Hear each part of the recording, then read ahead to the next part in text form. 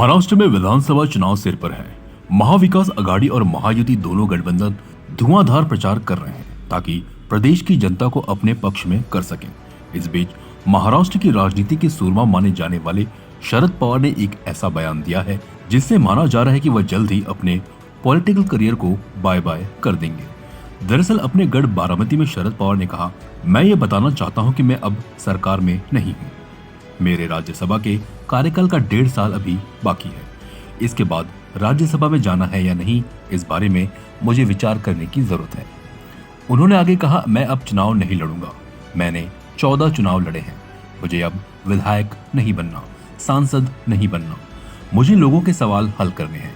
अगर हमारे विचारों की सरकार आती है तो सरकार के पीछे हम मजबूती से खड़े रहेंगे। इस मौके पर उन्होंने अपने भतीजे योगेंद्र पवार का भी जिक्र किया और कहा कि अगर योगेंद्र चुनकर आते हैं तो वह निश्चित तौर पर वहां के लोगों की समस्याएं हल करेंगे। योगेंद्र बारामती से शरद पवार की अगुवाई वाली एनसीपी के उम्मीदवार हैं, जहां उनका मुकाबला राज्य के उप मुख्यमंत्री और अपने चाचा अजीत पवार से होगा।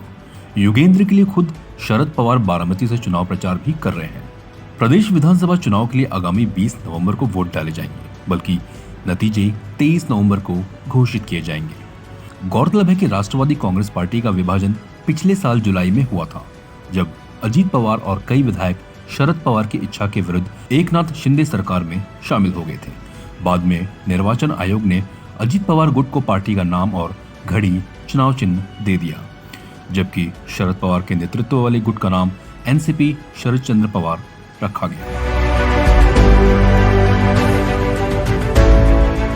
CEN न्यूज देश प्रदेश की ताजा तरीन खबरों के लिए CEN न्यूज को सब्सक्राइब करें और रहें पल पल की खबर से हर पल बाखबर।